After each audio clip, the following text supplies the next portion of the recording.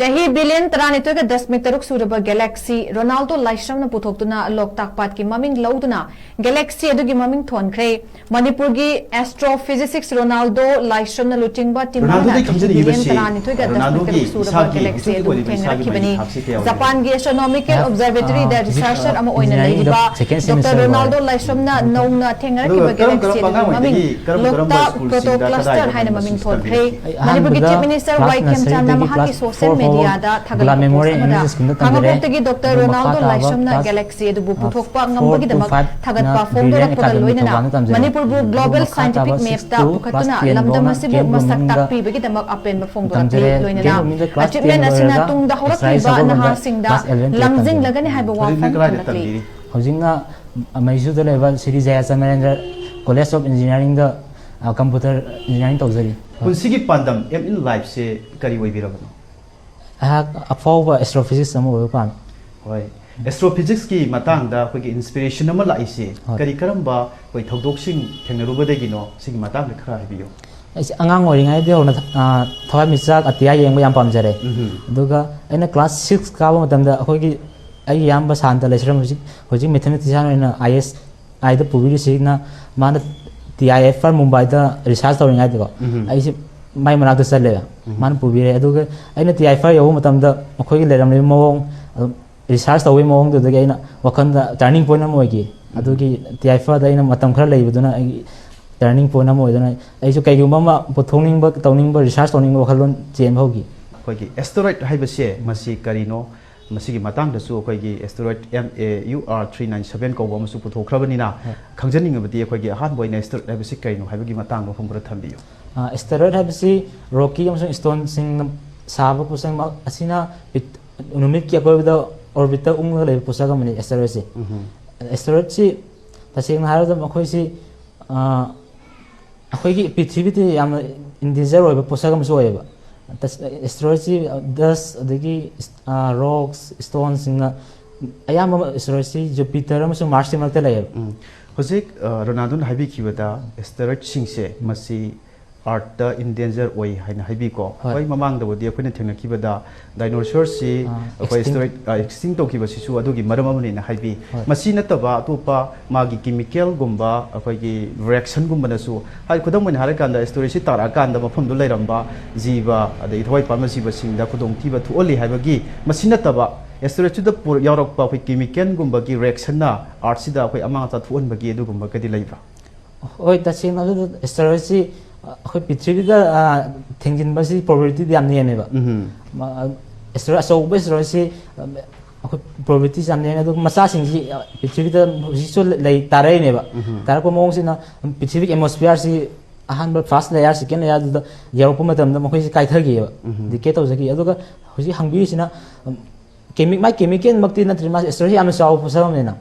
hari baduna akhoi gi art thengjila di khudong thiba nang ba ne ba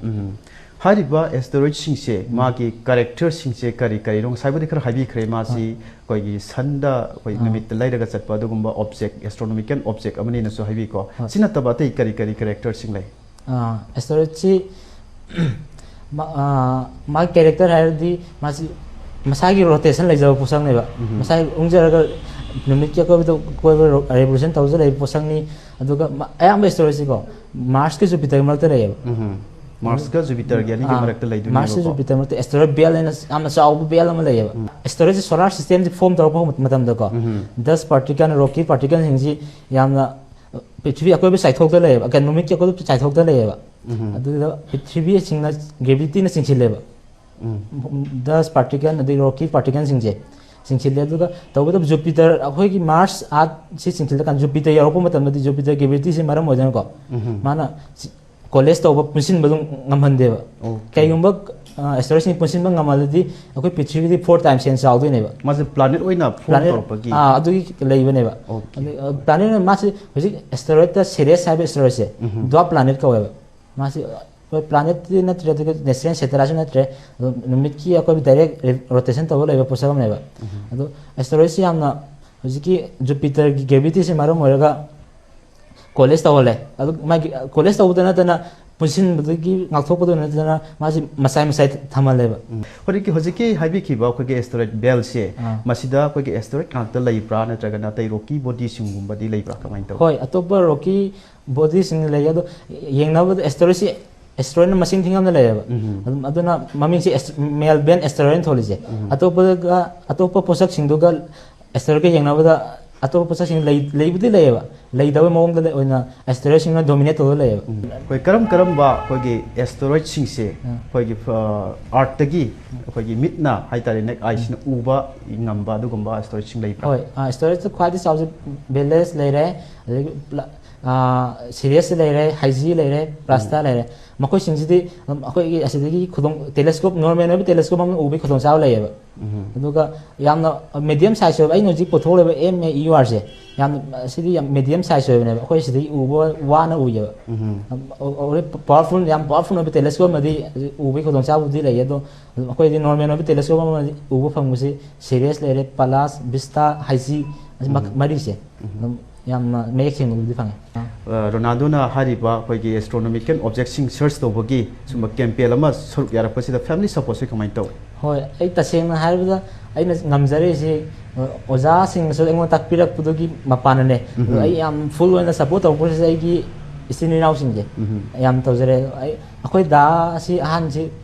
Indian statistical institute ꯗꯦꯜꯂꯤꯗ professor ꯑꯣꯏꯅ ꯂꯩꯖꯩꯅꯦꯕ ꯃꯥ ꯑꯩ class 12ꯁꯤ pass ꯇꯧꯔꯒ exam ꯄꯤꯕ ꯂꯣꯏꯔꯒ ꯑꯩꯁꯤ ꯗꯦꯜꯂꯤ ꯆꯠꯂꯦꯕ ꯑꯗꯨ ꯗꯦꯜꯂꯤ ꯆꯠꯂꯒ ꯑꯩꯁꯦ ꯑꯩ ꯌꯥꯝ ꯄꯤꯛꯂꯤꯉꯩꯗ ꯑꯦꯁꯇ꯭ꯔꯣꯅꯣꯃꯤ ꯑꯦꯁꯇ꯭रोꯐꯤꯖꯤꯛꯁꯁꯤ ꯄꯥꯝꯖꯔꯛꯑꯦꯅ ꯑꯗꯨꯅ ꯑꯩꯅ ꯗꯦꯜꯂꯤ ꯆꯠꯂꯒ ꯀꯩ ꯇꯧꯕ ꯌꯥꯒꯦ ꯔꯤꯁꯥꯔꯁꯀꯨꯝꯕ ꯇꯧꯕ ꯌꯥꯒꯦꯅ ꯑꯩꯁꯤ ꯌꯦꯡꯕꯅꯦꯕ ꯑꯗꯨꯒ ꯃꯈꯣꯏꯅ ꯑꯩ ꯃꯦꯜꯒꯨꯝꯕ ꯊꯥꯔꯦꯀꯣ ꯀꯩꯅꯣ USAꯗ ꯑꯇꯣꯞꯄ ꯌꯨꯅꯤꯚꯔꯁꯤꯇꯤꯁꯤꯡꯗ ꯑꯩ ꯃꯦꯜ ꯌꯥꯝ ꯊꯥꯏꯌꯦꯕ ꯍꯥꯏꯕꯤꯌꯨ ꯑꯗꯨꯒ ꯃꯦꯜ ꯊꯥꯗꯣ ꯍꯜꯂꯛꯇꯕ ꯌꯨꯅꯤꯚꯔꯁꯤꯇꯤ ꯈꯔꯕꯨꯗꯤ ꯌꯥꯎꯋꯦ ꯑꯗꯣ ꯑꯩꯒꯤ ꯗꯥꯎ ꯌꯥꯕ ꯍꯥꯏꯒꯗ꯭ꯔꯥ ꯏꯟꯗꯤꯌꯥꯟ ꯏꯟꯇꯔꯅꯦꯁꯅꯦꯜ ꯑꯦꯁꯇ꯭ꯔꯣꯅꯣꯃꯤꯀꯦꯜ ꯔꯤꯁꯔꯁ ꯀꯣꯂꯥꯕꯣꯔꯦꯁꯟꯁꯤꯅ ꯍꯣꯏ ꯑꯩꯉꯣꯟꯗ ꯃꯦꯜ ꯍꯜꯂꯛꯑꯦ ꯅꯪ ꯇꯧꯕ ꯌꯥꯔꯦ ꯅꯪꯒꯤ ꯕꯦꯛꯒ꯭ꯔꯥꯎꯟ ꯑꯦꯁꯇꯤꯃꯦꯟꯁ ꯑꯗꯒꯤ ꯑꯇꯣꯞꯄ ꯅꯪ ꯀꯩ ꯌꯥꯎꯈꯤꯒꯦ ꯑꯗꯨꯒꯨꯝꯕ ꯊꯥꯔꯛꯑꯣ ꯍꯥꯏꯔꯦ ꯃꯦꯜꯗ ꯑꯩꯁꯦ ꯊꯥꯔꯦꯕ ꯍꯣꯏ ꯍꯥꯏꯕꯤꯌꯨ ꯃꯈꯥ ꯇꯥꯕꯤꯌꯨ ꯑꯗꯨꯒ ꯑꯩꯈꯣꯏꯁꯦ ꯍꯧꯖꯤꯛꯀꯤ ꯗꯦꯜꯂꯤꯗ ꯃꯈꯣꯏꯅ ꯂꯤꯡ ꯂꯩꯅꯕ ꯑꯣꯔꯒꯅꯥꯏꯖꯦꯁꯟ ꯑꯃ ꯂꯩꯌꯦꯕ ꯑꯦꯖꯦꯟꯁꯤ ꯑꯅ ꯍꯧꯖꯤꯛꯀꯤ ꯑꯦꯖꯦꯟꯁꯤꯁꯦ ꯏꯁꯄꯦꯁ ꯍꯥꯏꯅ ꯂꯩ ꯑꯗꯨ ꯆꯠꯂꯦ ꯑꯩꯁꯦ ꯑꯗꯨꯒ ꯑꯩ ꯁꯨꯃꯥꯏꯅ ꯌꯥꯎꯒꯦ ꯑꯗꯨ ꯑꯣꯟ ꯏꯟꯗꯤꯌꯥꯟ ꯔꯤꯁꯔꯁ ꯀꯦꯝꯄꯦꯟꯁꯤ ꯑꯩꯁꯦ ꯌꯥꯝ ꯌꯥꯎꯅꯤꯡꯉꯤ ꯈꯣꯠꯄꯗꯨ ꯃꯣꯏ ꯑꯩ ꯃꯦꯜꯗ ꯎꯠꯂꯦ ꯅꯈꯣꯏꯅ ꯌꯥꯎꯕ ꯌꯥꯔꯅꯤ ꯍꯥꯏꯔꯦ ꯑꯗꯨꯒ ꯑꯩꯅ ꯁꯤ ꯁꯨꯃꯥꯏꯅ ꯇꯧꯔꯛꯄ ꯃꯇꯝꯗ ꯁꯄꯣꯔꯠꯁꯤ ꯑꯩꯈꯣꯏꯒꯤ ꯁꯨꯔꯦꯁ ꯍꯥꯏꯅꯀꯣ ꯍꯧꯖꯤꯛ ꯔꯤꯖꯅꯦꯜ ꯃꯦꯅꯦꯖꯔ ꯑꯣꯏꯅ ꯗꯦꯜꯂꯤꯗ ꯂꯩꯌꯦꯕ ꯑꯦꯂꯦꯛꯇ꯭ꯔꯣꯕꯥꯏꯠ ꯀꯝꯄꯅꯤꯒꯤ ꯃꯥꯒꯤ ꯁꯤꯖꯤꯟꯅꯕ ꯂꯦꯞꯇꯣꯞꯇꯨ ꯐꯥꯎ ꯑꯩꯉꯣꯟꯗ ꯄꯤꯔꯒ ꯑꯩꯅ ꯑꯍꯤꯡ ꯅꯨꯡꯊꯤꯜ ꯈꯥꯏꯗꯅ ꯌꯦꯡꯉꯦꯕ ꯍꯧꯖꯤꯛꯀꯤ ꯂꯦꯞꯇꯣꯞꯇꯨꯗ ꯑꯦꯅꯥꯂꯥꯏꯁ ꯇꯧꯕ ꯈꯣꯠꯄꯁꯤ ꯑꯗꯨꯝ ꯃꯥꯒꯤ ꯁꯤꯖꯤꯟꯅꯒꯗꯕ ꯂꯦꯞꯇꯣꯞꯇꯨ ꯑꯩꯉꯣꯟꯗ ꯄꯤꯔꯦꯀꯣ ꯁꯄꯣꯔꯠ ꯃꯣꯏꯁꯤꯡ ꯂꯩꯔꯝꯗ꯭ꯔꯗꯤ ꯑꯩ ꯉꯝꯕꯒꯤ ꯑꯩꯈꯣꯏꯒꯤ ꯑꯥꯔꯠꯀꯤ ꯃꯥꯒꯤ ꯁꯤꯒꯤ ꯁꯔꯐꯦꯁꯁꯤꯗ ꯑꯇꯣꯞꯄ ꯑꯦꯁꯇꯔꯣꯏꯗ ꯑꯃꯅ ꯑꯩꯈꯣꯏ ꯊꯦꯡꯉꯛꯄ ꯌꯥꯕꯒꯤ ꯑꯅꯛꯄ ꯑꯩꯈꯣꯏꯒꯤ ꯃꯇꯝ ꯈꯔꯒꯤ ꯃꯅꯨꯡꯗ ꯍꯥꯏꯖꯕ ꯇꯥꯔꯦ ꯊꯦꯡꯉꯛꯄ ꯌꯥꯕꯒꯤ ꯑꯗꯨꯒꯨꯝꯕ ꯑꯀꯤꯕ ꯂꯩꯕꯒꯤ ꯄꯥꯎꯗꯤ ꯐꯪꯕꯤꯕ꯭ꯔꯥ? ꯍꯣꯏ ꯐꯪꯉꯦ ꯍꯟꯗꯛ ꯏꯀꯨꯏ ꯀꯨꯏꯗꯅ ꯊꯦꯡꯕ ꯌꯥꯏꯅ ꯊꯦꯡꯕꯨꯗꯤ ꯊꯦꯡꯈꯤꯗ꯭ꯔꯤꯀꯣ ꯊꯦꯡꯕ ꯌꯥꯏꯅ ꯑꯃ ꯂꯧꯅꯔꯝꯃꯦ ꯑꯗꯣ ꯉꯥꯛꯊꯣꯛꯄ ꯍꯧꯖꯤꯛꯇꯤ NASA national aeronautics space ꯑꯦꯖꯦꯟꯁꯤꯅꯀꯣ ꯑꯦꯁꯇꯔꯣꯏꯗ capture ꯍꯥꯏꯅ ꯄ꯭ꯔꯣꯒ꯭ꯔꯥꯝꯒ ꯄꯥꯡꯊꯣꯛꯑꯦꯕ ꯑꯦꯁꯇꯔꯣꯏꯗ ꯃꯣꯏ ꯇꯦꯛꯅꯣꯂꯣꯖꯤ ꯁꯤꯖꯤꯟꯅꯔꯒ ꯑꯦꯁꯇꯔꯣꯏꯗꯁꯤꯡꯁꯤ ꯃꯁꯥꯒꯤ ꯑꯣꯔꯕꯤꯠꯇ ꯅꯠꯇꯕ ꯊꯦꯡꯉꯛꯄ ꯌꯥꯕ ꯑꯦꯁꯇꯔꯣꯏꯗꯁꯦ ꯑꯁꯤ ꯃꯆꯥꯁꯤꯡꯁꯤ ꯀꯦꯞꯆꯔ ꯇꯧꯔꯒ ꯃꯁꯥꯒꯤ ꯑꯣꯔꯕꯤꯠꯇ ꯊꯝꯕ ꯑꯗꯨꯒꯤ ꯇꯦꯛꯅꯣꯂꯣꯖꯤꯁꯨ ꯂꯩꯔꯦꯕ ꯑꯗꯨꯗꯤ ꯑꯩꯈꯣꯏꯒꯤ ꯔꯣꯅꯥꯜꯗꯣꯅ ꯍꯥꯏꯕꯤꯔꯤꯁꯤ ꯑꯦꯁꯇꯔꯣꯏꯗꯁꯤꯅ ꯑꯩꯈꯣꯏꯒꯤ ꯑꯥꯔꯠꯀꯤ ꯑꯣꯔꯕꯤꯠꯇ ꯃꯥꯅ ꯁꯣꯛꯍꯜꯂꯛꯄ ꯌꯥꯕꯒꯤ ꯐꯤꯕꯝ ꯂꯩꯔꯒꯁꯨ ꯆꯥꯎꯈꯠꯂꯕꯅꯤꯅ ꯑꯩꯈꯣꯏ ꯅꯥꯁꯥꯒꯨꯝꯕꯅ ꯃꯁꯤ ꯀꯦꯞꯆꯔ ꯇꯧꯔ ꯊꯝꯕ ꯌꯥꯕꯒꯤ ꯄꯣꯠ ꯂꯩꯕꯅꯤ ꯈꯨꯗꯣꯡꯊꯤꯅꯤꯡꯉꯥꯏꯗꯤ ꯑꯣꯏꯗ꯭ꯔꯦꯅ ꯍꯥꯏꯕꯤꯕꯅꯦꯕ ꯅꯠꯇ꯭ꯔꯥ? ꯌꯥꯝ ꯅꯨꯡꯉꯥꯏꯖꯩ ꯉꯁꯥꯏ ꯈꯔꯁꯨ ꯇꯥꯛꯄꯤꯈ꯭ꯔꯦ ꯔꯣꯅꯥꯜꯗꯣꯅ ꯀꯝꯗꯧꯅ ꯍꯥꯏꯔꯤꯕ ꯀꯦꯝꯄꯦꯟ ꯑꯁꯤꯗ ꯌꯥꯎꯔꯛꯈꯤꯕꯒꯦ ꯍꯥꯏꯕꯒꯤ ꯃꯇꯥꯡꯁꯨ ꯈꯔ ꯂꯤꯕꯤꯈ꯭ꯔꯦ ꯃꯁꯤ ꯇꯤꯝ ꯋꯥꯛꯂ ꯀꯝꯗꯧꯅ ꯆꯠꯊꯕꯤꯕꯅꯣ ꯁꯤ ꯃꯇꯥꯡꯗ ꯈꯔ ꯍꯥꯏꯕꯤꯌꯨ꯫ ꯇꯤꯝ ꯋꯥꯛꯅꯦ ꯑꯩꯁꯤ ꯁꯣꯂꯣꯅꯣꯚꯤꯌꯥ ꯀꯪꯀ꯭ꯌꯥꯔ ꯍꯥꯏꯅꯀꯣ ꯇꯤꯝ ꯑꯃꯒꯤ ꯃꯈꯥꯗ ꯇꯧꯕꯅꯦꯕ ꯇꯤꯝꯁꯤꯗ ꯑꯩꯒ ꯏꯃꯥꯟꯅꯕ ꯗꯦꯜꯂꯤꯗꯒꯤ ꯏꯃꯥꯟꯅꯕ ꯑꯃ ꯗꯔꯤꯌꯥ ꯚꯤꯝꯋꯥꯜ ꯍꯥꯏꯅ ꯑꯩꯈꯣꯏꯅ ꯇꯧꯕꯅꯦꯕ ꯇꯤꯝꯁꯤꯗ ꯃꯤ ꯑꯅꯤ ꯈꯛꯇꯪꯅꯦꯕ ꯇꯤꯝꯁꯤꯗ ꯃꯤ ꯑꯅꯤꯅꯦꯕ ꯃꯈꯥ ꯇꯥꯕꯤꯔꯣ ꯑꯗꯨꯒ ꯇꯧꯕ ꯃꯑꯣꯡꯁꯤꯅ ꯑꯩꯈꯣꯏꯅꯤꯁꯤ ꯃꯥꯁꯨ ꯔꯤꯄꯣꯔꯠ ꯁꯦꯝꯗꯣꯏꯅꯦꯕ ꯑꯩꯁꯨ ꯔꯤꯄꯣꯔꯠ ꯁꯦꯝꯗꯣꯏꯅꯦ ꯑꯗꯨꯒ ꯑꯩꯅ ꯇꯤꯝꯗꯨꯒꯤ ꯈꯔ ꯑꯩ ꯃꯥꯅ ꯁꯦꯝꯃꯤꯟꯅꯕꯁꯦ ꯃꯥꯁꯨ ꯇꯣꯉꯥꯟꯅ ꯁꯦꯝꯖꯗꯣꯏꯅꯦꯕ ꯑꯩꯁꯨ ꯇꯣꯉꯥꯟꯅ ꯁꯦꯝꯗꯣꯏꯅꯦ ꯑꯗꯨꯒ ꯃꯥꯒꯤ ꯔꯤꯄꯣꯔꯠꯇꯣ ꯑꯩꯉꯣꯟꯗ ꯄꯤꯔꯛꯑꯅꯦꯕ ꯃꯥꯅ ꯁꯦꯝꯕꯗꯣ ꯑꯗ ꯑꯩꯒꯤ ꯔꯤꯄꯣꯔꯠꯇꯨꯒ ꯑꯩꯈꯣꯏꯅꯤꯁꯤ ꯀꯩꯅꯣ ꯇꯧꯔꯒ ꯄꯨꯂꯞ ꯄꯨꯟꯁꯤꯜꯂꯒꯀꯣ ꯑꯩꯅ IASC USA ꯊꯥꯗꯣꯏꯅꯦꯕ ꯔꯤꯄꯣꯔꯠ ꯃꯦꯜ ꯑꯣꯏꯅꯀꯣ ꯑꯗꯨꯒ ꯔꯤꯄꯣꯔꯠ ꯁꯦꯝꯕꯒꯤ ꯃꯑꯣꯡꯁꯤꯅ ꯍꯣꯏ ꯅꯣꯡꯃꯗ image set ki matung image image se akhoi khara su thakpiri image tharapagi mong si su khara khangjahoge image si email dam ISC USA tharak de neba image si low mong sina mohoi telescope da yam powerful no telescope am low de neba 36 24 telescope ena makhan telescope la yeba 54 kaina aduduna yamna hojiki asteroid Melbourne asteroid se Mars am Jupiter ma kala isi de low de neba hai specific area patandagi oidine ba area am de low de neba aduga hariba akhoi image sing se masi akhoi numit khuding tharak pran tragana magi kanaraga tharak paguma leibra hoi adu hojiki kaigomba clear sky se sky clear oidredi seng oidrine ba aduna makoina clear oi kan thare ayamba aina tawba matamdadi past 20 days mukti sky khar clear oidina yam toina bidi tharak ti hafta amada image set si ahum mari muthare image sing si masi analysis tawbada thengna khiba wa nuai basing do khara share tawbiyo hoi amuk telescope ma lore mong se image ti da ahum thong lor pone ba image se set amada image ahum lei doine ba image se lor mong sina gap si hoi time lapse leiraga gap leiraga ahum se lor pone ba telescope sina aduga image nei na ba tawri mong sina ahan ba image to ga ko ani so image to ga ahum so image to ga mai orbit se kamai straight line kamai chat ke adui matuni nei na doine ba mai web length kamai lei ke aduga mai coordinate se kamai lei ke se adui matuni nei na doine ba aduga ai ti nungai ai ngon da yam nungai bong wei ki ma ai pamjara poi ba ne ko ai ngon yang puthoning ba adu ikhau lang so lei ne aduga kai research ma to ba si yam pungning lu khadi awa kaudi habagi matang ni ko hariba object si astronomical object si koi asteroid oibra oidabra haidu sa yeng tawdu ni hoje image si da ko adu oida e masi oida e ga na kharaga sum pungda phawrukpa khangakpa matam haijaba tare masida phawkiba nungai pa adugi potu su khara share tawbiramu hoi yamna aina magi property sing adu web length sing du nainar matung da atopa magi coordinates speeds adu kum nainar matung oiba yabe khudong jab le pa aingon yam nungai ki nungai be si aina ai kai gum ma puthok pe lambi da nakhile adu yam wakhan da yam makha ta na taw thaning ba ko adu chola mo lai ki wakhan da nungmada akhoi gi pung kya mukti masigi da makta hard work tawbi ki hoi tasengna da image ki so makha pore image si set nama de image makhan agum lai se asi manung image si yam yawe ba akhoi tawri mo ani lai automatic ka manual ka lai ba ham automatic search tawde ne ba automatic search da image 60 lai ba 24 lai ba 50 lai ba yawe ba pung si khwai de yam ba de tawri 6 more than 6 hours 7 hours phoi yawe ba ahinga tum da biga tum ma kaw ga yaw ye taw hari ba masigi analysis to gi mong sida khoi marik sum phom sum yam thabiri masida only khoi gi internet da magi photo sing computer da kap tho ga yeng brand traga atai tai kari karam ba khoi instrument sing sin abule hoi ai marang ma telescope sis nei telescope sis na si ai isa gi yo ne de jadre ko ai space agency delhi dam le agency le se asi manang ta sale ado mokoina aingon de hoi ai han bro ko mokoin tapi re ba kamai to ga ge ado ga asteroid si mokoina tak kamai leige serious kum ba de palas kum si mokoina yeng hal le ba ima asi sina serious ne palas ne diga to ba ai no puthori budi u budi phangdre ko ado hojiki telescope sing ai telescope si ne ai am badi software to ga the hoi hai ba ko gi MAUR 397 Ronaldo ne puthoki ba ko gi asteroid she masigi mong ma to khradang takpi aina puthori asteroid si rocky medium oiba size ne masi rocky ore aduga yamna smooth oib daba pore ba masi ka poina ko yamna mong medium size da lai mong si stone de masi ko size around masi lai si 1 astronomical unit thickness oiba okay aina puthori asteroid si to magi khoi gi art man art ki or sun gi khoi bla chat pagi magi speed se masi khoi exact mak leitraga su haiba pharak taraga su magi ayang ba se kyam yam thuna chat prana traga na khara khoi compare to art ka haibe sangthana ba kana kamai le hoi asteroid si tongan le ko khoi planet hai so planet si Mars adegi chat speed mana dena ai dudi around sali si chap chap exact pudi kain dau ko approximately high da moi si 34